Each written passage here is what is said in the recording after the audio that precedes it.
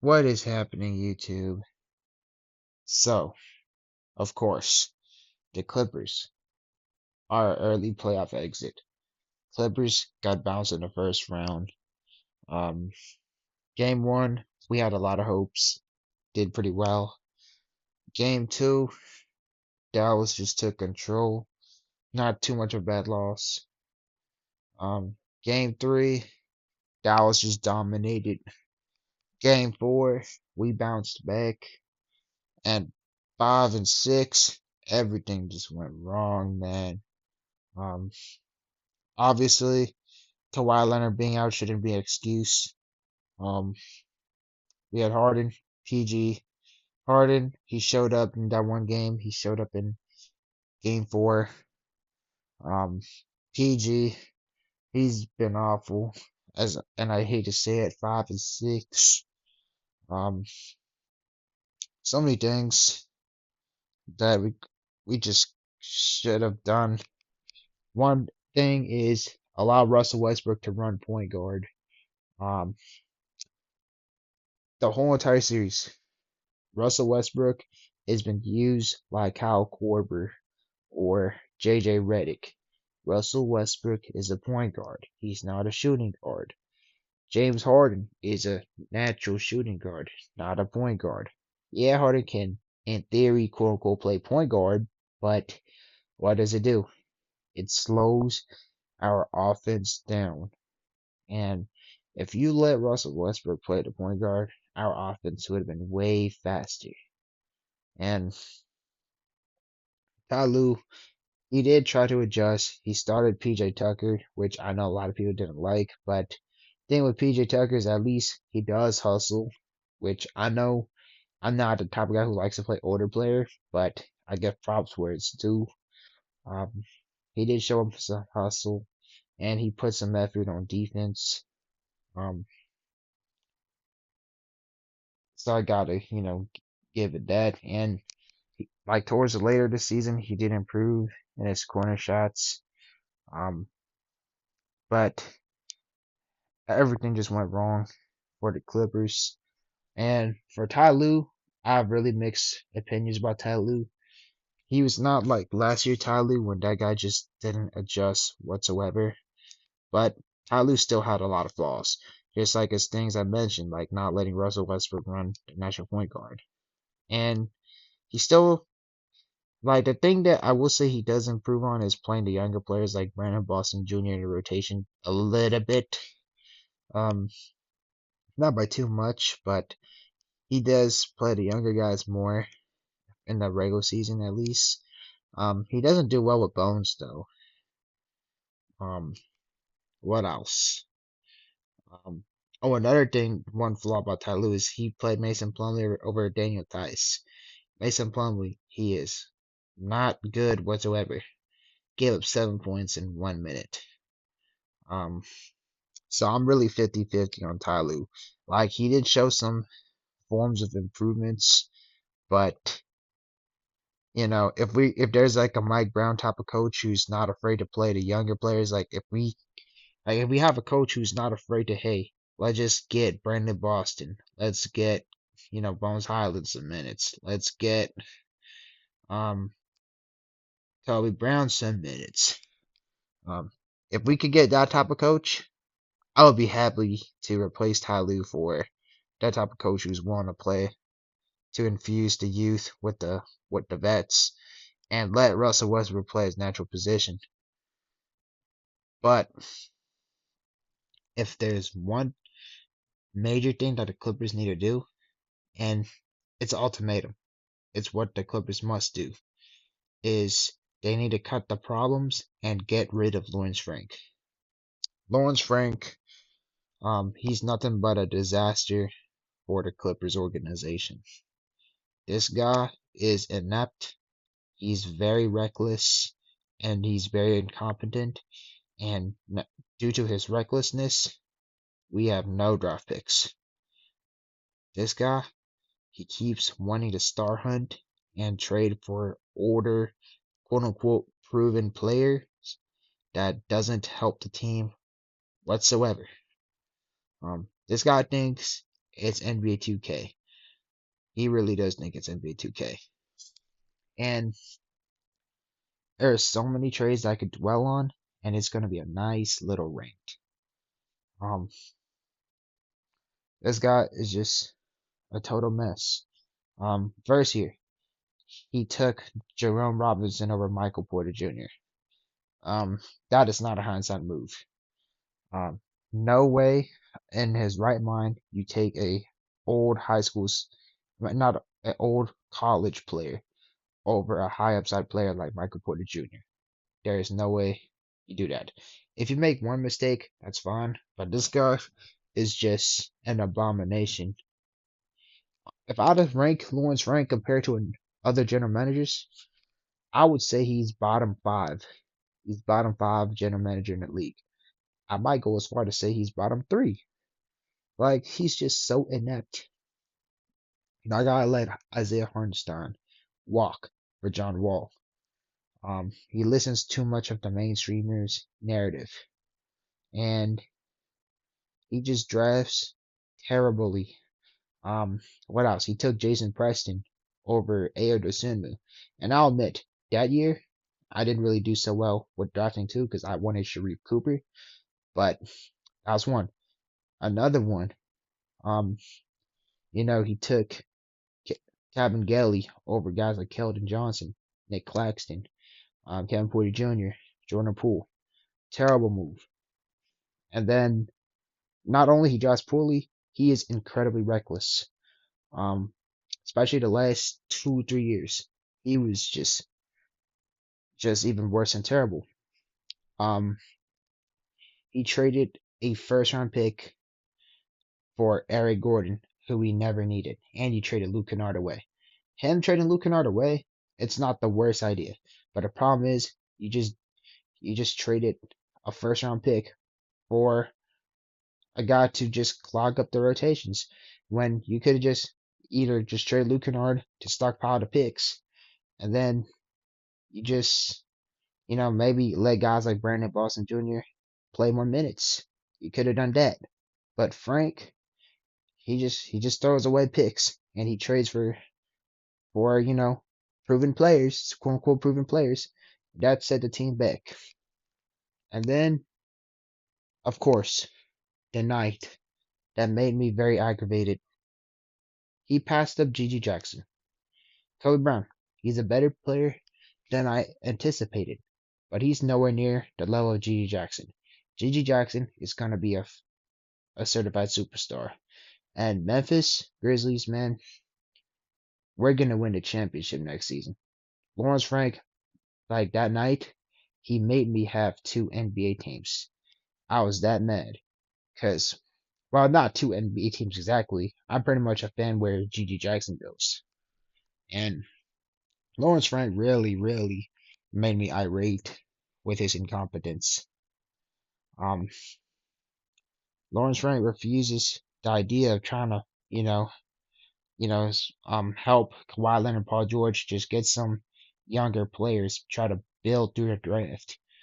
And it would have been perfect, but Lawrence Frank failed to do that. Gigi Jackson with Kawhi Leonard, Paul George, and Russell Westbrook, that would have been such a perfect, balanced out roster. But Frank, he failed to realize it. He is too reckless. And what's even crazy is during draft night, he was not focused on scouting players. He wanted to trade that pick, that 30th pick that we traded down from the 19th to the 30th. For who? Malcolm Brogdon. We never needed Malcolm Brogdon. Malcolm Brogdon, he's a good player. But why do we need him? You already clogged up with so many guards. You already have Bones Highland on your team. And when a guy like Gigi Jackson is on the board, and I've been saying since last year, back in January, I've been talking about Gigi Jackson on my side notes. And Gigi Jackson, man, I told y'all, this guy's going to be a superstar. He dropped two 40 points games this season. And I'm not surprised. And the Grizzlies, they follow my philosophy of trying to build through the draft and try to get some young players, just get as many young players on a team. While Lawrence Frank, he he follows the mainstreamer policy of trying to star hunt and everything, and it gets you nowhere. Like the only time that like a team with a bunch of stars work is you get them during like a free agency or something. Like let's just say the Warriors or the Big Three Miami Heat. Um, but other than that, it just doesn't work. Look at Phoenix. Look at the Brooklyn Nets. Went wrong. Went really wrong. The Milwaukee Bucks went pretty wrong. Um, but Lawrence Frank, the Clippers gotta cut the problem out the way. And just look how terrible he drafted. And this is Lawrence Frank every year. If this was just a 1 year occasion and he usually hits every other draft, that'd be fine. But you passed up GG Jackson. JG Jackson is going to be a Hall of Famer. You don't pass up a guy like him. I am sorry. And then of course, he proceeds to do the James Harden trade, which from the beginning, I did not like the trade from the start. Um, I know a lot of people were really happy that a trade happened. I was not, because not only he threw away all of our draft picks, the Clippers already had it going, and he traded all the wings, Batum and Robert Covington. And of course, it immediately affected the team in the negative directions. And now, and not only that, the thing that made me angry is he threw all the pick away. He threw all the picks away. No more first round picks. If the Clippers want to go somewhere, they need to cut the problem out of the system. And the problem is Lawrence Frank. And then you could do many options. You could go for a complete rebuild, which is going to be a little bit hard to do since we don't have our own first round picks, but we could get some other teams' first round picks. Or you could kind of do like a soft rebuild. Like maybe you pay Harden a lot, then you could probably ship him somewhere to a team like Miami and still get some type of assets. Or just trade like two of our star players and maybe just keep two of them. I don't know, but you need to get Lawrence Frank out of here and replace him with a general manager who is willing to build in both ways, not just doing trades like Lawrence Frank does, but build through the draft. Like, start accumulating like some younger players from the draft and have a GM who is willing to trade for draft picks to help like balance the team out, because draft picks, they matter. And draft picks, they simply matter because the teams that built through the draft, look at the Denver Nuggets. Christian Braun, he was a rookie, contributed pretty well. And the Nuggets, they're bound for success. They really are bound for success. They got, Peyton Watson. They got Julian Strawther. They also built through the draft, and they're a pretty successful team. The Clippers need to follow the Denver Nuggets motto, and of course, my other team, the Memphis Grizzlies, because the Grizzlies, they made themselves a dynasty, man, especially when they took GG Jackson. Clippers, I know it's going to be pretty hard, but it is possible, especially in this year's draft class. Um, of course, it'll be another video of me just making like a little bit of a big board on who the Clippers should take. It's not guaranteed I'll make that video, but we'll see. But this draft class, there's a lot of potential steals in the second round, and it's time to get Lawrence Frank out of here. The Clippers need to start drafting some 18 years olds and 19 years olds instead of drafting these ultra old 22 years old low upside prospects. The Clippers, they need a draft based on upsides, and Lawrence Frank refuses to do that. The Raiders, got embarrassed by the Lions, and guess what? They canned Josh McDaniels. The Chargers got annihilated by the Raiders. Dean Spanos, who's the cheapest owner, he canned Brandon Staley and Tom Telesco. Hopefully, this Maverick series is an eye opener to Steve Ballmer to get Lawrence Frank out of here. If you want to get Tyloo out of here, that would be even cool too. Replace him for a coach who's willing to play the younger guys and who's willing to make rotations way more quicker. I'm kind of 50-50 on Tyloo, but one person you have to get Lawrence Frank out of here. He's a top 5 worst general manager in the NBA right now. It is time to get this man out of here. He is too reckless, and he did not make any trades this trade deadline, and I was a bit surprised. And this really disgusts me to say it, but in a way, I'm a little bit happy because knowing how Lawrence Frank is, he would have probably just trade any younger players that is available and trade rest of our draft capital for probably a washed up player like a Kyle Lowry or I don't know, or some type of washed player, a player that I never probably like I probably like forgot about. So so it's time to get Frank out of here. Like it is time. He just like that guy. He made so many terrible trades. And yes, of course, every once in a while he does do a good trade, like the Bones Highland trade, Luke Kennard trade, and um the Norman Powell trade. But he just outweighs it with doing the worst trades possible. It's time you the Clippers clean house, the front office, get this man out of here. Get Lawrence Frank out of this team. Um, there are so many ways I could describe how bad the general manager is, but I think I listed all the options, and yeah, get a like there are two options the Clippers could do. Um, like last year, I did not I did not expect GG Jackson to fall all the way to 45.